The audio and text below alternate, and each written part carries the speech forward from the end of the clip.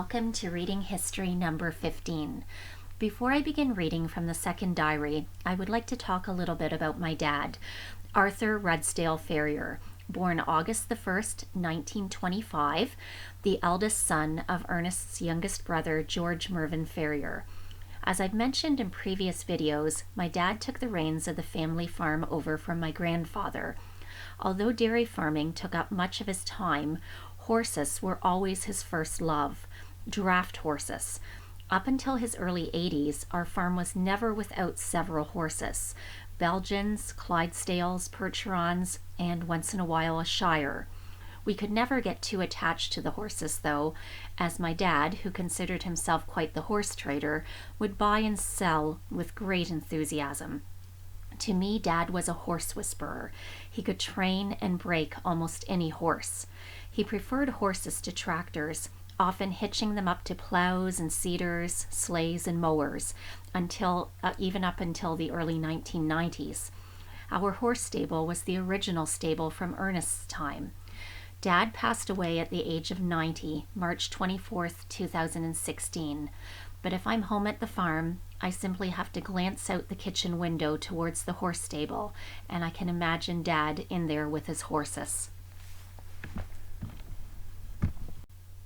So now I will begin reading from Ernest's second diary. Please note, as per his writings, it is his third diary, however, it is the second in my collection. J. Ernest Farrier, Scotch Line, Perth, Ontario, Monday, June 25th, 1906. Tuesday, June 19th. Well, here I am commencing volume number 3. It took me 18 months to fill my last book, and I wonder how longer this book will last me. The boys spent today picking stones on our corn ground, and Father made himself busy at several small jobs about home that required his attention. This evening we had a call from Reverend Mr. Curry, who told us that Father had been elected for the office of elder in Knox Church. 4 other elders besides Father have been elected now, but who they are we have not yet heard. Wednesday, June the 20th. Father and Leslie spent today deepening the ditch that drains the swamp on this place, in the part before it goes into Mr. Moody's. This afternoon Lloyd drove the horse hoe in the corn, and I cultivated on the long strip next to the sideline between the 2 places in the swamp. Thursday, June the 21st. This forenoon I cultivated the same piece as yesterday afternoon, and Father got it sown with oats for green feed this afternoon.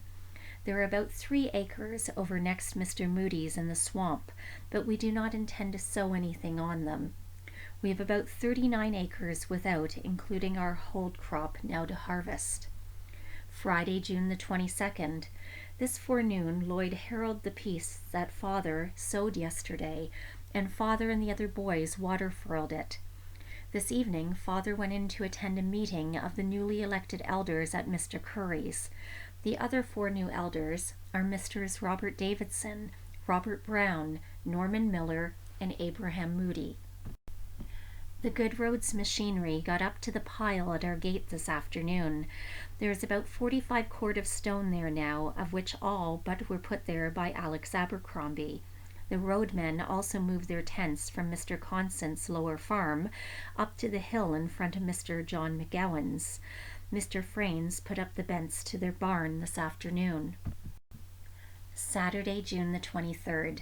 We had several showers of rain during today. This afternoon, Uncle Alfred, Aunt Janet, and Aunt Hetty arrived up to get the furniture over in the house packed up. Aunt Hetty and you stayed here and intend to remain until Tuesday. Alice Emerson came down here this evening, and she and our Alice went home with Uncle Alfred's. Monday, June the 25th. This forenoon, Father and the boys hand-hoed our potatoes, and in this afternoon, Lloyd worked in the corn with the horse hoe. Mervyn's first day of school life began with today. We intend to send him to school this week so that he may have an idea of what it is like when he starts school after the holidays. He was pretty tired tonight, as he had come home for his dinner, and for a fellow of his age that it is a good deal of walking.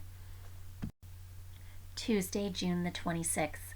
I spent most of today driving 4 horses on the disc on the piece of ground in the swamp next Mr. Moody's.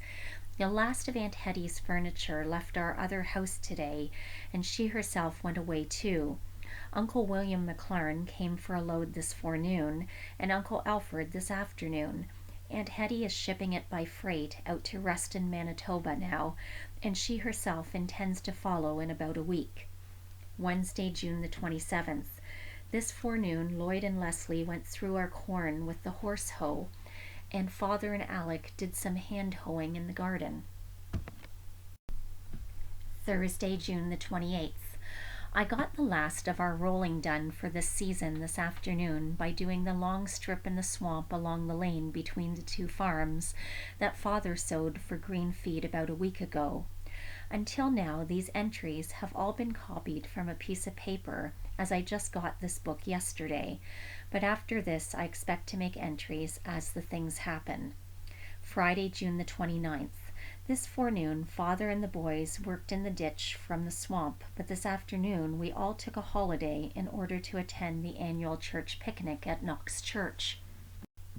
We used both buggies to take us there. I did not take my crutches along, but of course did not do as much running around as some. I scarcely think that there was as many at the picnic as I have seen present some years. It was back at what is called the main shore of Otty Lake. Today was the last day of school for 7 weeks. Saturday, June the 30th. We had some rain this forenoon, and this evening it began to rain again, and it looks as though it might continue all night. Father and Mother went down to Uncle Johnny James this afternoon.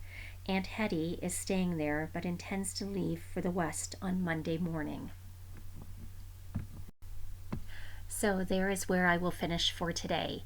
Thank you as always for listening to Reading History with Great Uncle Ernest.